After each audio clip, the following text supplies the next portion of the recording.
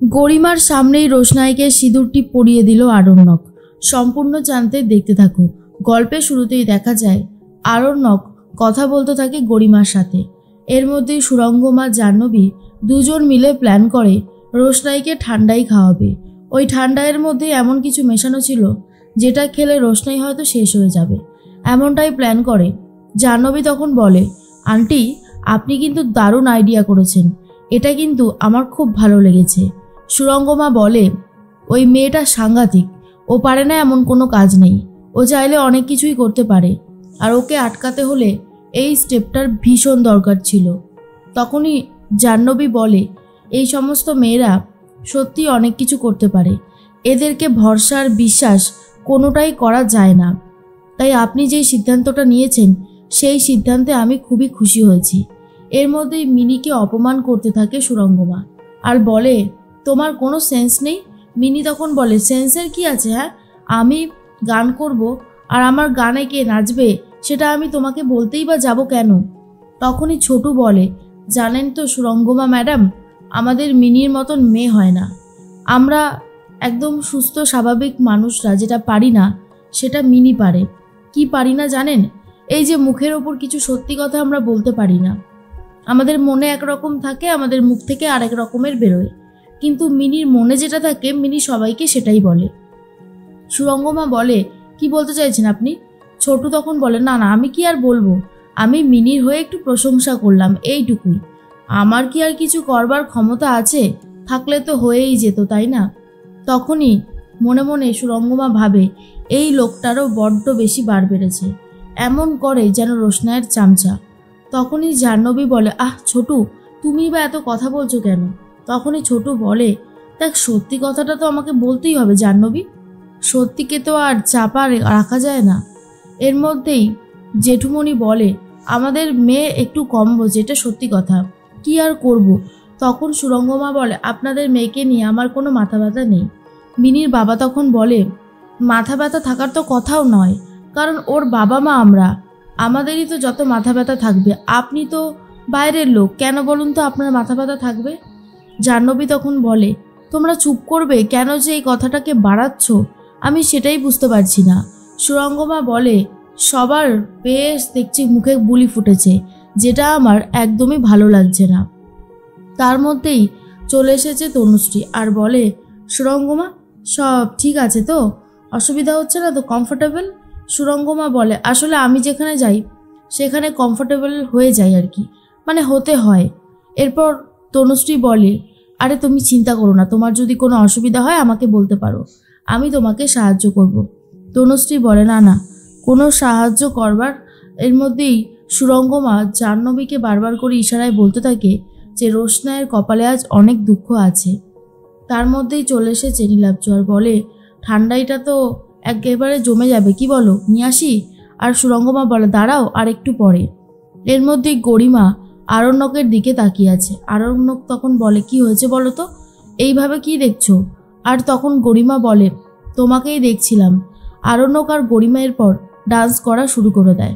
আরণ্যক তো সেভাবে ডান্স করতে পারছে না, মাঝে মধ্যেই একটু হাঁপিয়ে যাচ্ছে।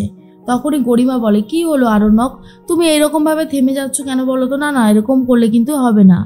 আরণ্যক তখন বলে, আসলে আমার একটু হাঁপ লেগে যাচ্ছে, তুমি এত বড় একজন ডান্সার আর আমি একজন চাকরিজীবী মানুষ, আমি কি আর এইভাবে ডান্স করতে পারি বলো?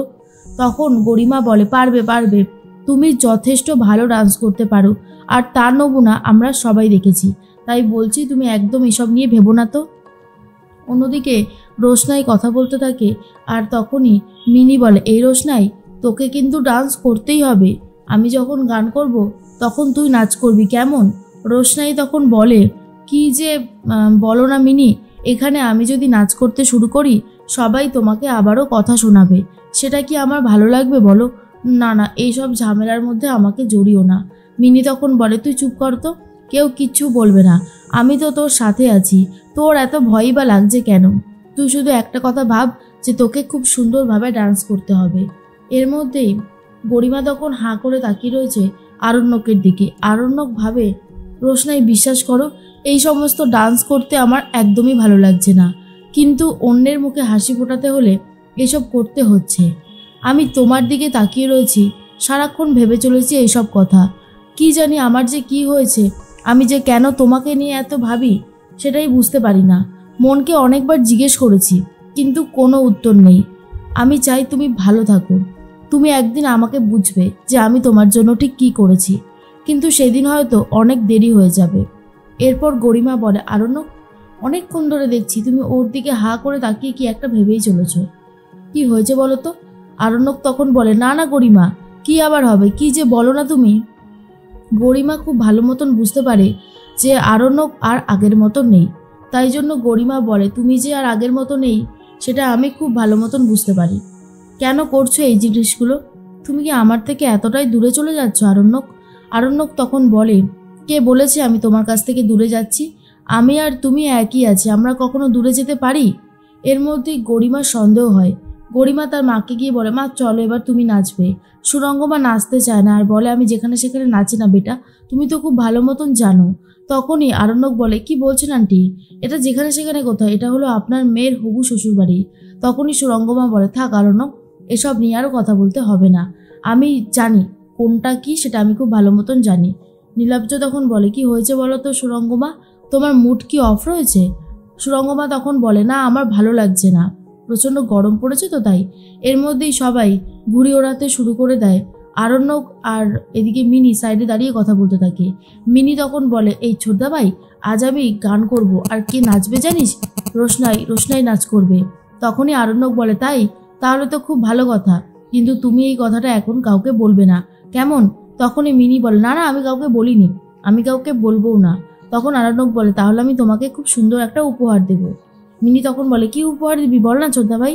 তখন আরণ্যক বলে, সেটা আমি তোমাকে পরেই বলবো, অনুষ্ঠান শেষে। তুমি রোশনাইকে নিয়ে নাচবে তো? আর তখনই মিনি বলে, আমি তো গান করব, তুই রোশনাইকেও কিন্তু উপহার দিবি, কেমন? এর মধ্যেই গরিমা এসে বলে, তুমি কি কথা বলছো মিনির সাথে? আরণ্যক বলে, আসলে ও গান করবে তো, ওর একটু নার্ভাস লাগছে, তাই ওর সাথে একটু কথা বলছিলাম। এর মধ্যেই সিঁদুরের টিপ রয়েছে আর সেটা ছোটু সবাইকে পরিয়ে দিতে থাকে। বিশেষ করে পরিয়ে দিয়েছে দেখা যায় মিনির বাবা মাকে, আর তারপরে মেজদাকে পরিয়ে দেয়। এর মধ্যেই গরিমাকে পরিয়ে দিচ্ছে আরণ্যক সিঁদুরের টিপটা, আর মিনিকেও পরিয়ে দেয়। তারপর মিনি বলে, ছোটদা ভাই যা, রোশনাই ওখানে দাঁড়িয়ে রয়েছে, রোশনাইকেও একটু পরিয়ে দে। আরে যা, কিছু হবে না। আরণ্যক মিনির কথা শুনে নিজেই চলে গেছে রোশনাইকে সিঁদুরের টিপটা পরাতে, আর সবার সামনে রোশনাইকে সিঁদুরের টিপটা পরিয়ে দিচ্ছে আরণ্যক। যা দেখার পরে গরিমা, সুরঙ্গমা এরা প্রচণ্ড রাগ করে আর বলে, বললাম না, আরণ্যক পুরোপুরি বদলে গেছে, ওকে সোজা রাস্তায় ফিরিয়ে আনাটা আর হয়তো পসিবল না। আর এর জন্য গরিমা অনেক বেশি রাগ করে, কিন্তু আরণ্যক বুঝতে পারছে না, আরণ্যক মনে মনে রোশনাইকেই ভালোবেসে ফেলেছে।